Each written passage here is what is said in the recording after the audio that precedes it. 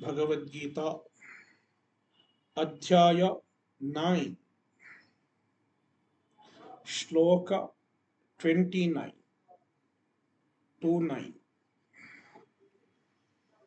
Samoham sarvabhuteshu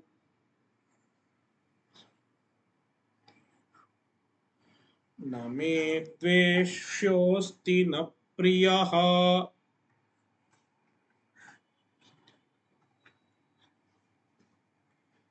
ye bhajanti tu mam bhaktya mayi te teshu chapyaham.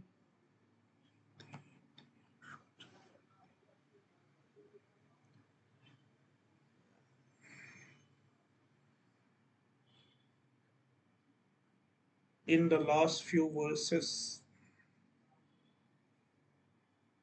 Bhagavan explained who attains moksha. Those who worship Paramatma,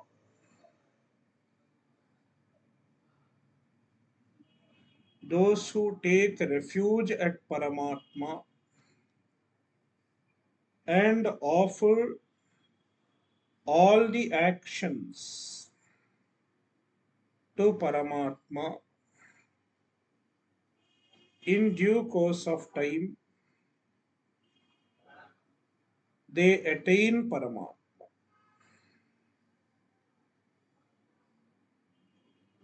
Attaining Paramatma is nothing but attaining moksha. There is no difference between attaining Paramatma and attaining moksha, because moksha is the very nature of Paramatma. Therefore, Paramatma Prapti is moksha Prapti. There is no between the difference between the two.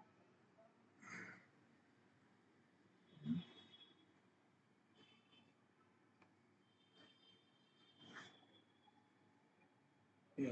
Shloka 28 is done. Now we have to see Shloka 29, right? Or we have not done 28.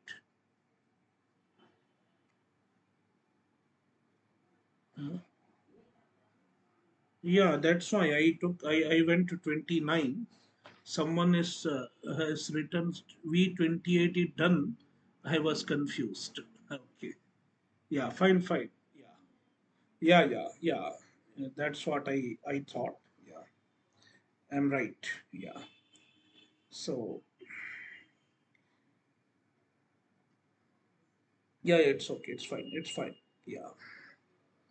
Uh, so there is no difference between attaining Paramatma and attaining moksha. Therefore, in effect, in the last sloka, Bhagavan said, those who worship Bhagavan, those who take refuge at Bhagavan and offer their actions to Bhagavan, in due course of time they attain Bhagavan. Then the listener might get a doubt.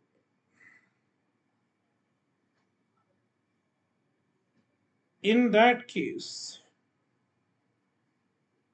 is Bhagavan biased? Because it seems that Bhagavan favors only his devotees. Bhagavan favors only who take refuge at him, because only they get moksha, only they get happiness, permanent happiness. The others do not get permanent happiness. They do not get moksha. Therefore, is Bhagavan partial? Is Bhagavan biased?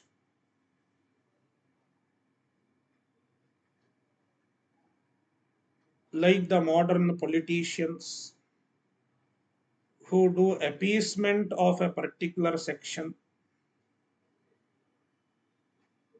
Does Bhagavan also do appeasement?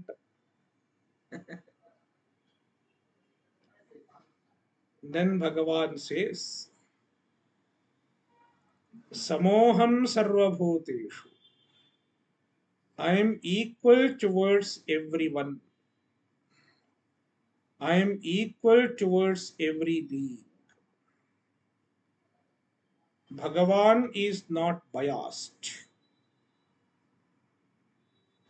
Name dveshyosti na priyaha. Me dveshyaha na asti. Bhagavan does not have dveshya. Means Bhagavan does not hate anyone. And na priyaha. He does not specially love anyone also. He is unbiased.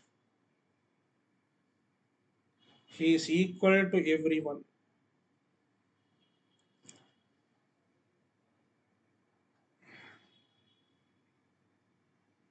Therefore, the grace of Bhagavan's grace is available to everyone alike.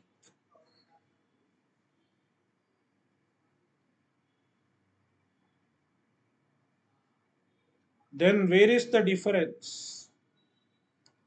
The difference is in accessing the grace.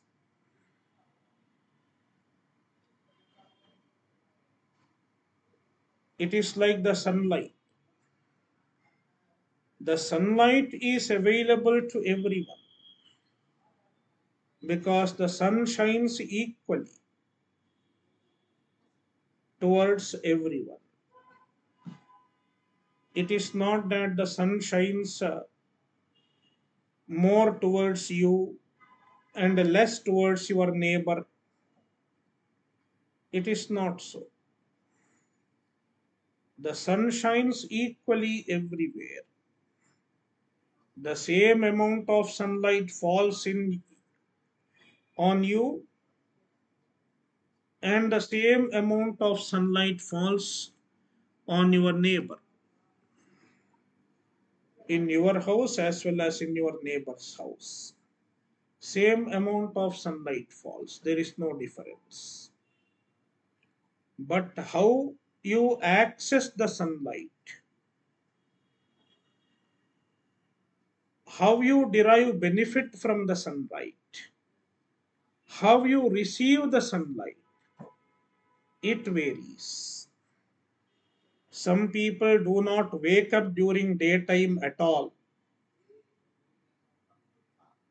They wake up very late, or sometimes they don't wake up during daytime at all. They wake up only at 8 o'clock at night. Then they are not taking benefit of the sunlight.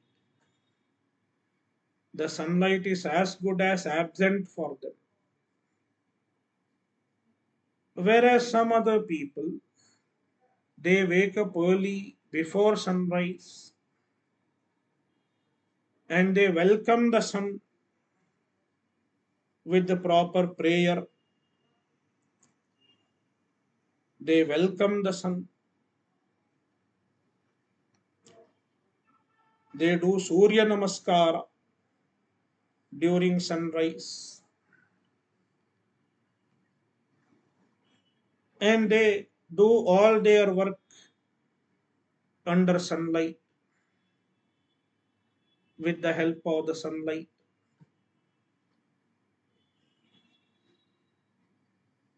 They are, they are, deriving the benefit of the sunlight. And going one level further, some people might even make use of the sunlight for drying the cloth, etc., and also for solar energy, solar water heater, solar panel. Such equipments enable us to tap the solar energy, solar panel. When we use solar panel, we are making the best use of sunlight.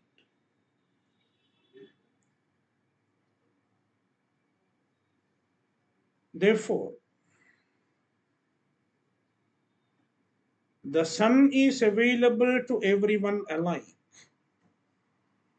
but some people receive the sunlight properly, whereas some other people do not receive the sunlight because of their own mistake, because of their own laziness. Likewise, even the Paramatma is same in everyone. The same Paramatma is there in me, and the same Paramatma is there in you also. There is no difference as far as Paramatma is concerned. It is not that I have more Paramatma and you have less Paramatma. It is not so. The same Paramatma. There is no distinction in Paramatma. No gradation is possible in Paramatma because Paramatma is Ekamevadvitiyaha, one without a second. No Bheda, no differences, no Sajatiya Bheda, no Vijatiya Bheda, and no Swagata Bheda.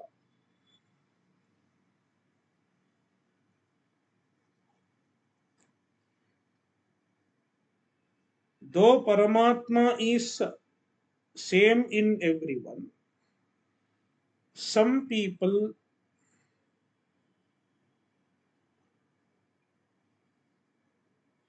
tune themselves in order to receive the grace of Paramatma, whereas some other people ignore the presence of Paramatma. Just like some people ignore the presence of the sunlight and don't wake up to see the sunlight, in the same manner, many people just ignore the presence of Paramatma. They choose to remain ignorant of Paramatma. That is why they do not receive the grace of Paramatma. They do not receive the benefit of the presence of Paramatma. Whereas the bhakta,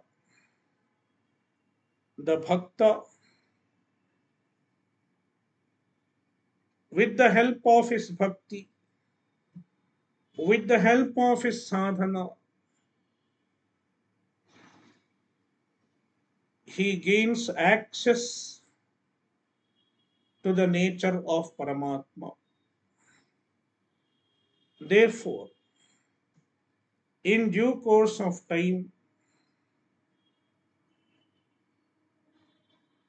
he understands, he realizes the presence of Paramatma in himself.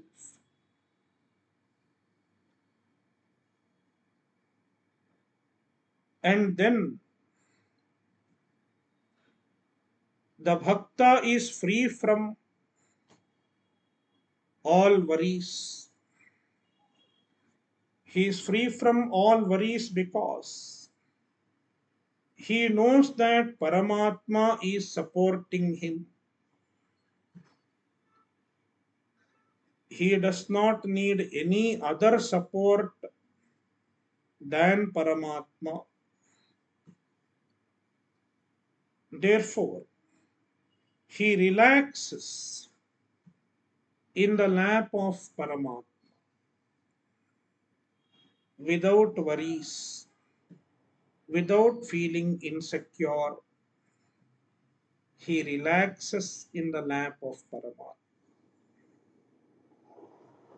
And it is said, Ye bhajanti tumam bhaktya.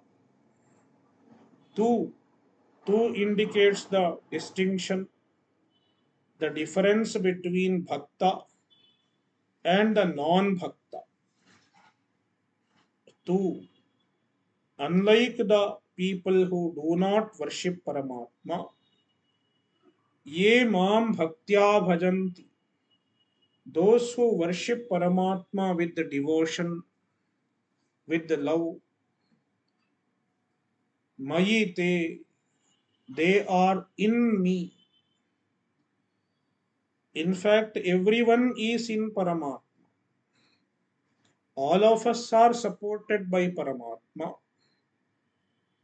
But Bhagavan says, a bhakta is in me. Why is it so? Let me give an example. Two people were traveling in a boat. It was a lake, and in the lake, two people were traveling in the boat. And while traveling on the boat, both of them were wearing life jackets. Both the people were wearing life jackets. You know why they wear life jacket? If the boat capsizes, they should not drown. That is why both were wearing life jacket.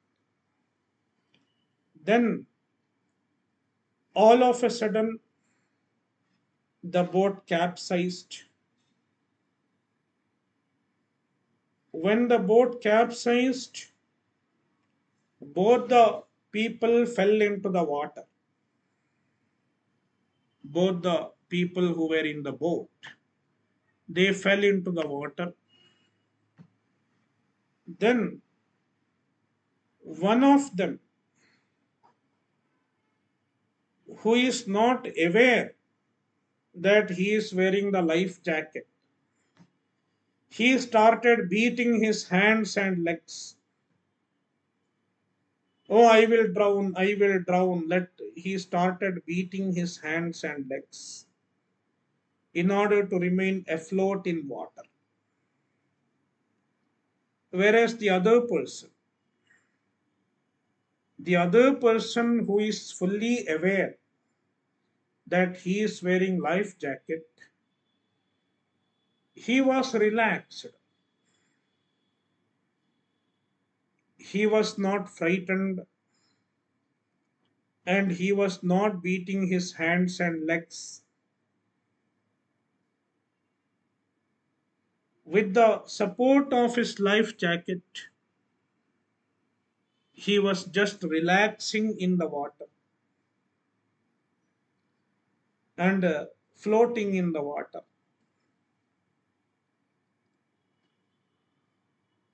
Likewise, even though everyone has the life jacket of Paramatma, all of us are supported by Paramatma. We are living because of the support of Paramatma. But majority of the people are not aware of it. Majority of the people are not aware that Paramatma is supporting them. Therefore, They feel insecure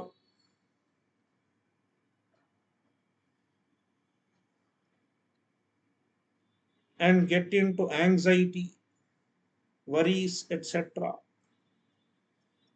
Whereas a bhakta, he is free from anxieties, free from worries, because he is relaxing in the lap of Ishvara. Therefore, Mayite, they are in me, implying they are benefiting from the support of Ishvara.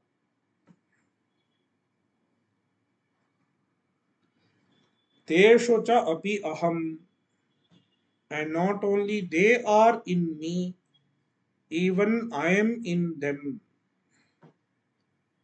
I am in them means they recognize Paramatma in their own hearts.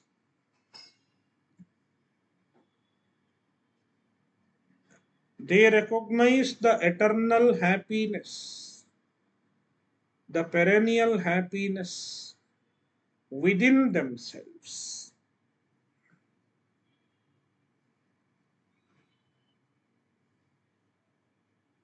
Even though the Paramatma, who is Ananda Swarupa, his nature is Ananda, he is present in everyone, but an ignorant person is not aware of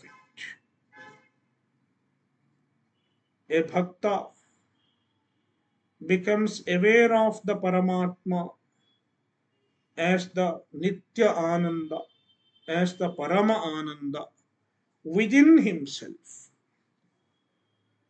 and thereby within himself a bhakta derives the benefit of Paramatma as the Nitya Ananda. Therefore, Bhagavan says, Teshu cha api aham, I am in them.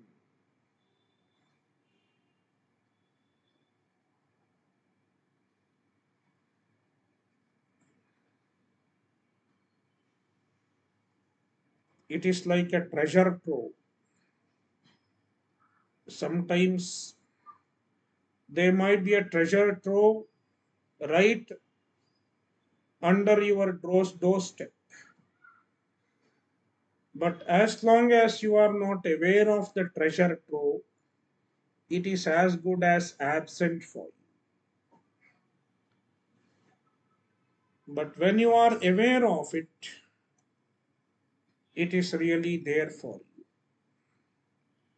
Likewise, the Paramatma who is present in our heart is as good as absent for an ajnani, whereas he is very much present within himself for a bhakta, for a jnani.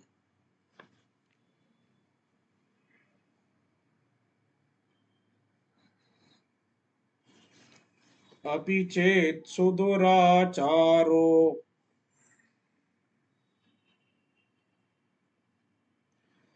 भजते मामनन्यभाक्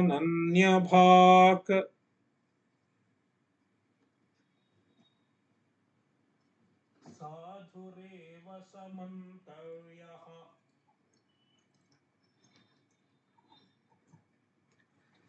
सम्यग् व्यवसितो हि सः.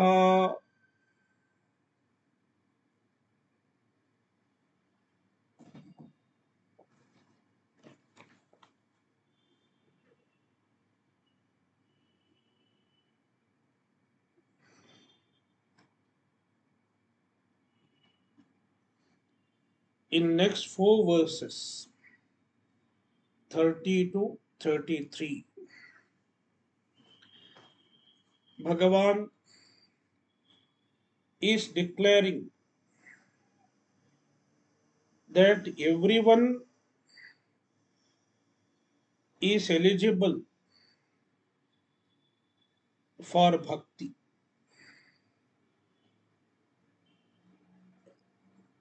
In the Shastra, for many types of sadhanas, we discuss qualification. Who is qualified to do a particular type of sadhana? There is a discussion of adhikari, like even in Vedanta Shastra, we discuss the adhikari,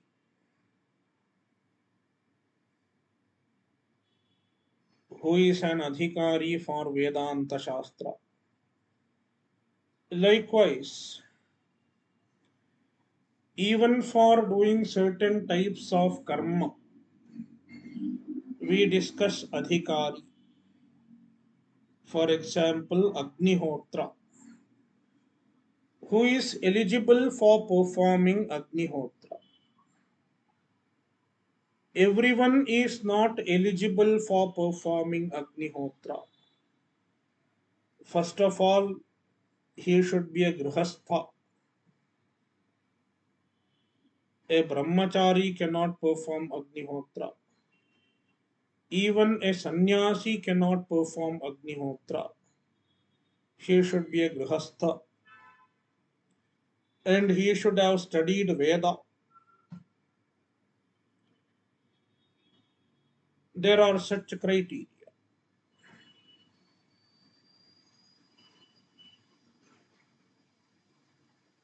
And then there are certain other Vedic rituals like Brihaspati Sava, Rajasuya.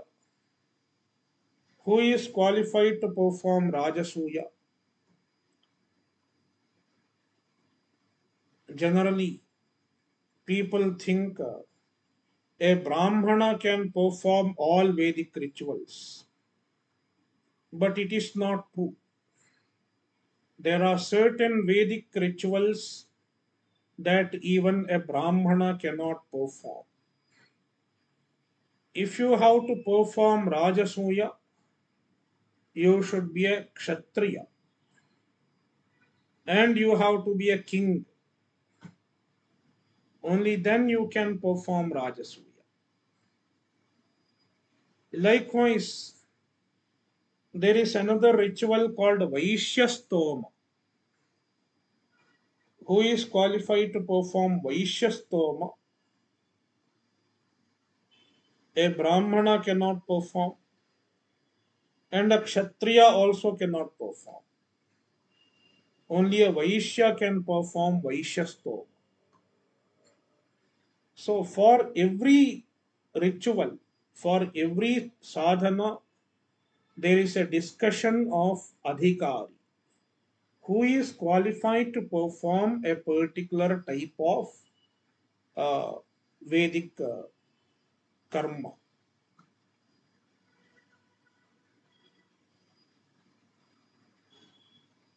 While discussing bhakti, Bhagavan says, everyone is an adhikari for bhakti. Bhakti is not restricted to any particular type of people. All are adhikaris. Even the meanest one is an adhikari for bhakti.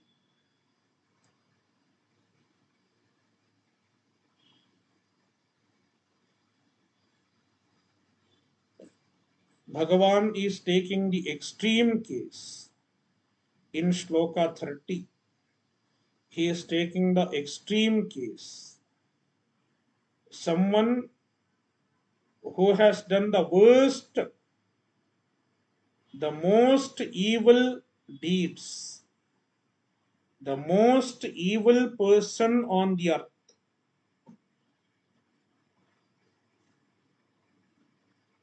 Even such person, he has committed the greatest type of papa. Mahapapi. Bhagavan calls him Sudurachara,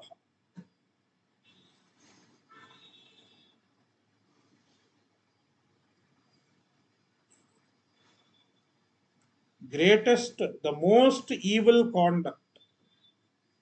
He has the most evil conduct.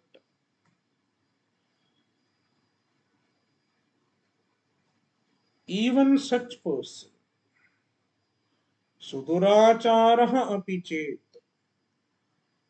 he is the worst person. But at some point of time, he feels a ray of bhakti in his heart because of some special grace, because of some punya which he has done in some past life. He feels a ray of devotion in his heart. And then he starts worshipping Paramatma with the great devotion. Ananya bhak mam bhajate. He worships me. Ananya bhak, by giving up all other refuges,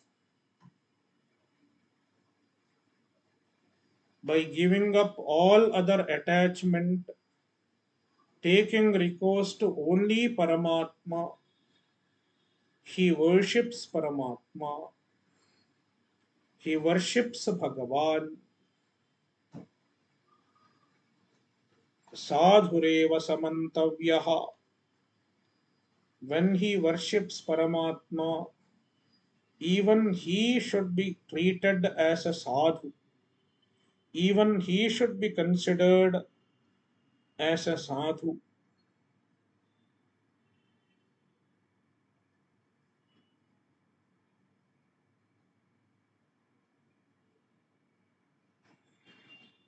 As a saint, as a noble person, pure person, because the sadhana of bhakti purifies him, transforms him. We have the example of Valmiki. Valmiki was a dacoit. His name was Ratnakara, and he was living in some forest like place. And anybody who would come in that way, he would rob them, and perhaps also he would kill them. That was his profession. He was a professional dacoit. Then, at some point of time, some sadhus, some rishis come on that way, and then Valmiki, Ratnakara, goes to rob them. He shows his knife, brandishes his knife, and says, "Give me all your money, give me all your belongings, otherwise, I will kill you." Then one of the rishis asked Ratnakara, "Don't you know this is a papa?" Valmiki Ratnakara says, "Yes, I know it is a papa, but I have to do it for my livelihood because I have to take care of a family. I have my wife, my children, my mother, my father, and all the money that I earn by robbing, I use it for feeding my family. That is why I have to do this papa."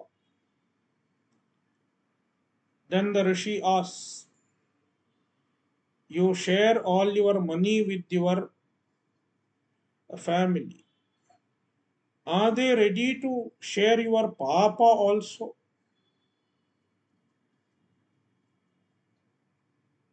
Then Ratnakara starts thinking, and then he tells the rishis, please stay for a while. I will go and ask my family. Are they ready to receive my papa also? Then they all say, we are not ready to receive your papa. Then Ratnakara comes back and says, no, they are not ready to receive my papa. All the papa, I am consuming all the papa.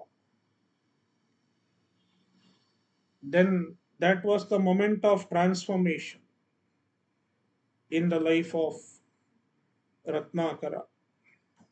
Then the rishis, they suggest Ratnakara, you chant Ramanama and pray because you have accumulated so much of papa. How to be free from the papa? Chant Ramanama sitting under a tree. Then he chants Ramanama for a long time, and his meditation was so intense that an ant hill grows around him when he meditates. The ant hill is called Valmika,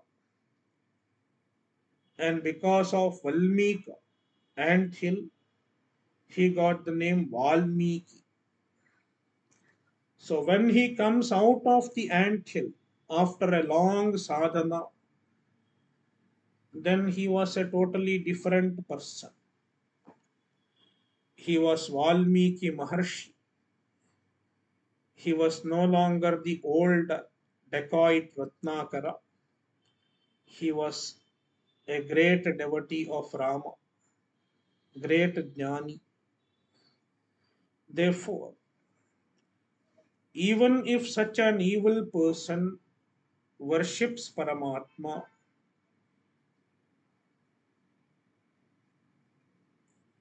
he becomes a sadhu. He transforms into a saint because samyak vyavasito hi saha. When he starts worshipping Paramatma, that means he has made the proper decision in his life. He has made the proper resolve in his life. The resolve to worship Paramatma, the resolve to devote his life for Paramatma transforms him. And in due course of time, he becomes free from all his papa. And eventually he attains moksha. Shloka 31. क्षिप्रं भवति धर्मात्मा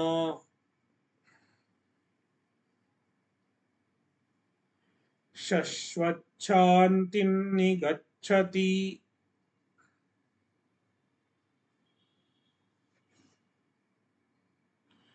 कौन्तेय प्रतिजानीहि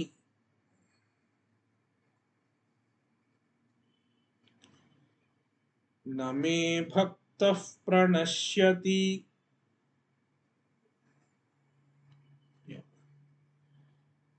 क्षिप्रं भवति धर्मात्मा. Even such a sudurachara, the man of evil conduct, with the help of bhakti, through bhakti, Kshipram dharmatma bhavati. Kshipram, without much delay, very quickly, bhakti brings about a quick transformation.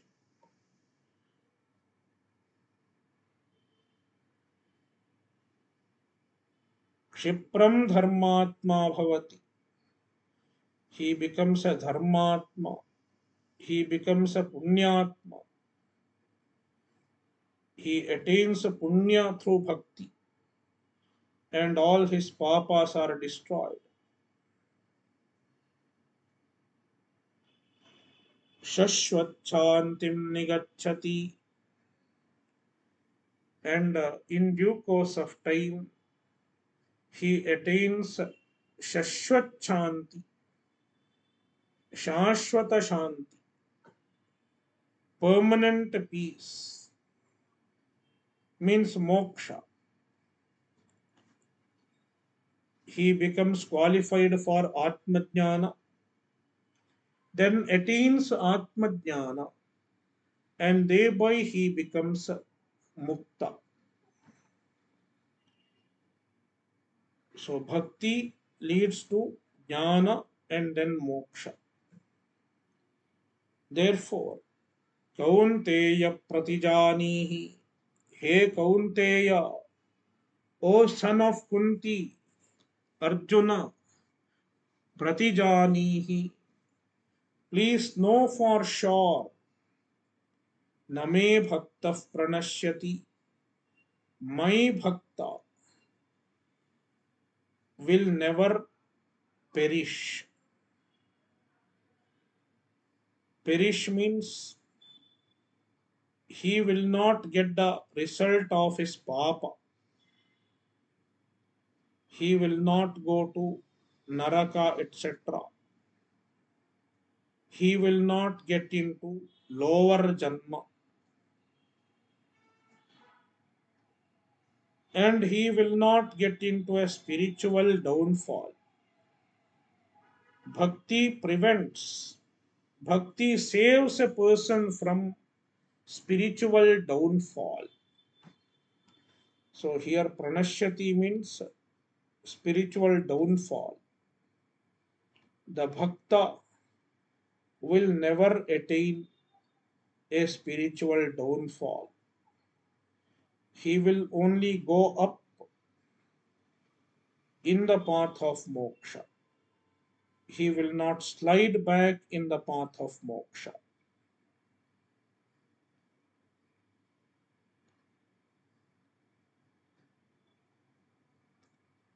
Next shloka. Mam hi parthvyapashritya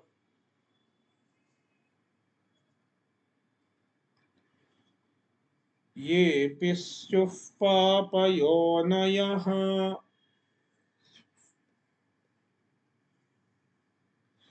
स्त्रियो वैश्यास्तथा शूद्राः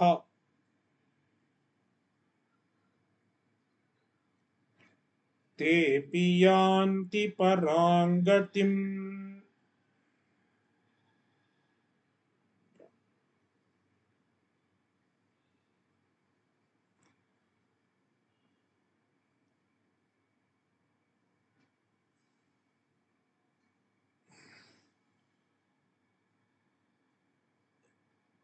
Some people are better placed than others in the pursuit of moksha, in the pursuit of dharma as well as moksha. There are four purusharthas: dharma, artha, kama, and moksha. If you consider any of the four purusharthas with respect to any given purushartha, somebody is in a better position than the other. In other words, some people are more privileged than the others. For example, let us take the artha purushartha, money. Some people are financially better privileged, whereas some other people are financially underprivileged. From the economic point of view, they are underprivileged.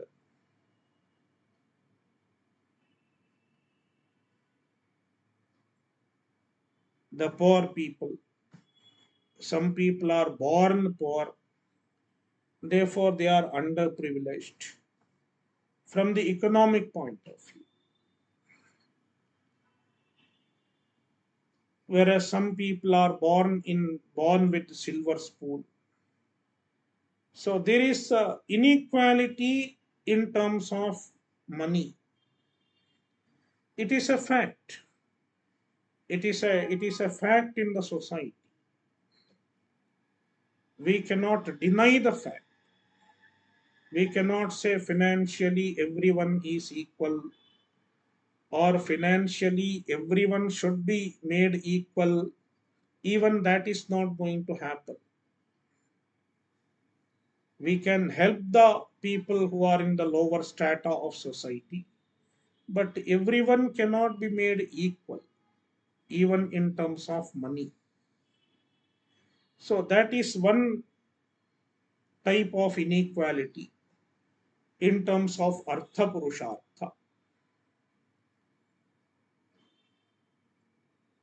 Likewise, even in terms of kama, you can say some people are better privileged for kama, whereas some people are not so well privileged for kama. So it is another point. Suppose you are young and you have better taste for certain fine arts like music, etc. You are better privileged to enjoy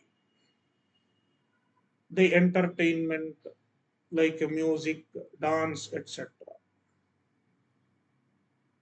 Whereas some other people, they may have money, but they don't have the fine taste. They don't have the refined taste. Therefore, they may not be able to enjoy music and so on. Therefore, even in terms of kama purushartha, some people are in a better position than the others. Now, here you can make a distinction. See, those who are in a better position in terms of artha purushartha need not be in a better position in terms of kama purushartha. Being privileged in terms of artha is different from being privileged in terms of kama.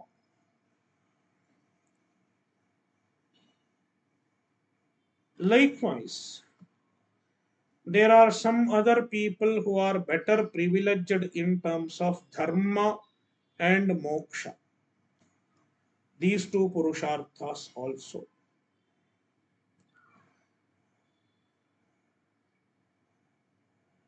Here we are interested in moksha purushartha. So, who is in a better position, in a more advantageous position as far as moksha purushartha is concerned? If you ask this question, we have the four varnas and we have the women. So, among the human beings,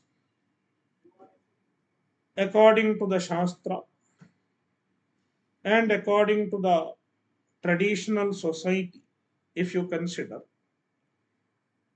the Brahmana is in a better position as far as moksha purushartha is concerned, because even from childhood, a Brahmana gets better exposure to the sadhanas, the Shastra, and so on. So, in terms of upbringing, a Brahmana is in a better position. I am talking about only moksha purushartha, not artha and kama. Perhaps in terms of artha purushartha, a Brahmana may not be in an advantageous position, because Brahmana is supposed to be poor in the society. If you look into the traditional society, a brahmana is not supposed to accumulate too much of wealth, and he is not supposed to uh, enjoy his life. The brahmana sharira is not meant for enjoyment.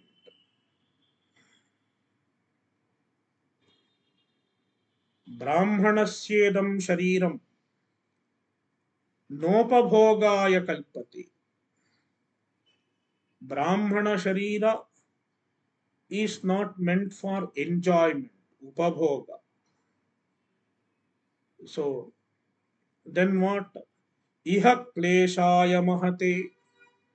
A brahmana has to uh, undergo lot of austerities. Therefore, his life is a very austere life. Mahate kleshaya. I am talking about the life of a proper brahmana who is committed to all the duties of a brahmana. His life is committed to the austerities. And pretya ananta sukhaya cha. He gets a sukha only pretya after this life, not in this life. Therefore, a brahmana is not in an advantageous position, in a privileged position as far as artha and kama are concerned. But as far as dharma and moksha are concerned, he is in a better position because he has better access. In terms of his upbringing, he gets a better exposure to the Shastra, better exposure to the lifestyle of sadhana, because looking at his parents, his family, he learns the sadhanas right from his childhood, the austerities, etc. And also his profession, even the work of a duty of a brahmana, facilitates him to pursue moksha and dharma, because his work is to study and teach the Shastra, to perform yajna, etc. Therefore, his lifestyle is more conducive for the pursuit of dharma and moksha than the other varnas.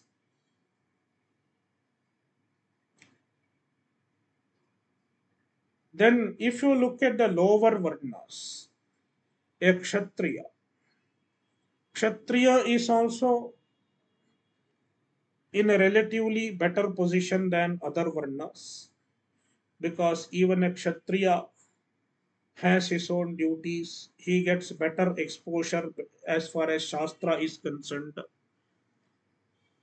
though not equivalent to Brahmana. It is better than the other two Varnas. So he gets more exposure than Vaishya and Shudra. Therefore, a Kshatriya is also in a better position. Then, if you look at a Vaishya, the lifestyle of a Vaishya, he has to do business. The Vaishya's duty is to do business and earn money and support the country, support the society with his wealth, do dana.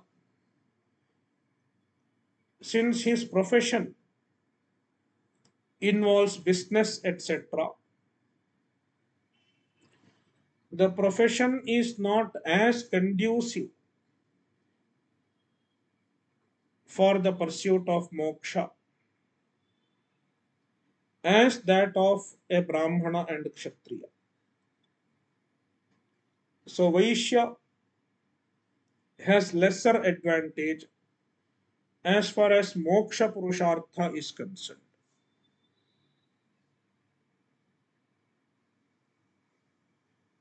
And then Shudra. Shudra is the one who does all the other type of services. Even a Shudra is busy with his works. He has to do so many other type of work. Therefore, even a Shudra is not so well, uh, his lifestyle is also not very favorable to the pursuit of moksha.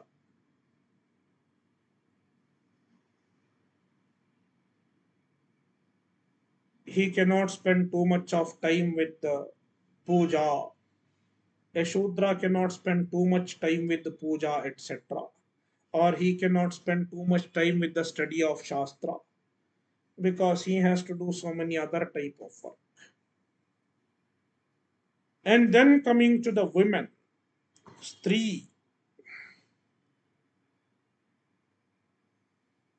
the women are the life of a woman. Woman's body is not very favorable to moksha because of so many factors. There is a physiological factor, means a biological factor, and then there is a psychological factor. So biological and psychological, and also sociological factor. So because of biological, psychological, and sociological factors, a woman's body is not as favorable to moksha as that of a male body. It is a fact. For example, in olden days, the women cannot go to the Gurukula. Women could not go to Gurukula because Gurukula is in the forest somewhere. The boys could go there, but the women cannot go. It is not safe. So there are many such factors. That is why a woman's birth is not considered as favorable as a male body.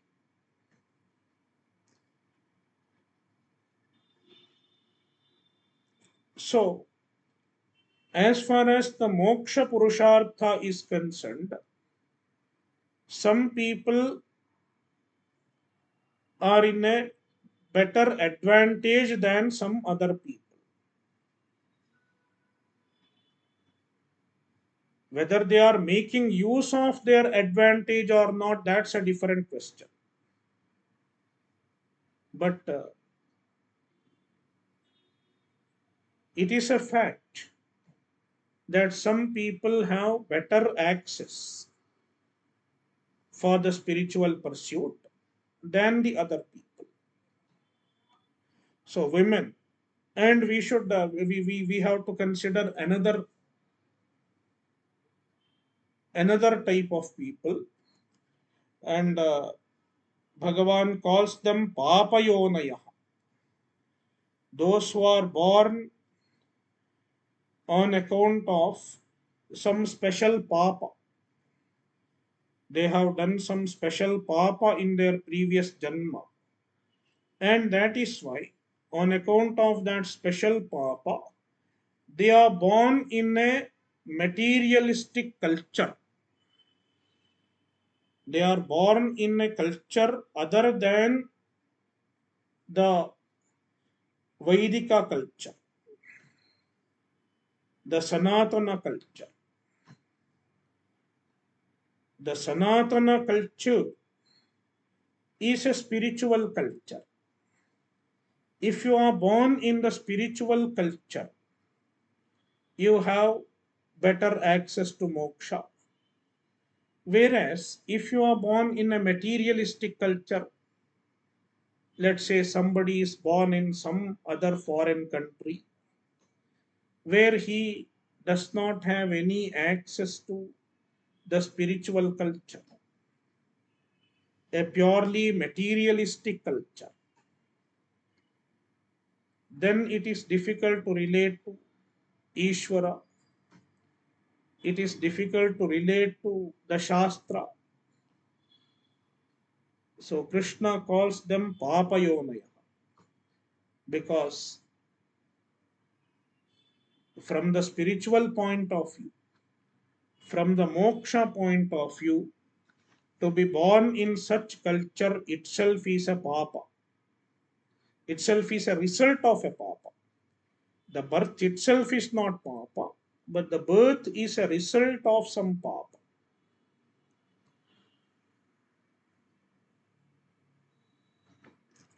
So these are the people. There are various types of people, and Bhagavan says the pursuit of bhakti, the sadhana of bhakti is equally open for all of them, irrespective of whether you are a Brahmana, Kshatriya, Vaishya, or Shudra, or woman, or papa-yoni. The pursuit of bhakti is equally open for all, and everyone can derive benefit and ultimately attain moksha through the pursuit of bhakti. We will see in detail in the next session. Om Purnamadaha Purnamidam Purnat Purnamudachyate Purnasya Purnamadaya Purnameva Avashishyate. Om Shanti Shanti Shanti.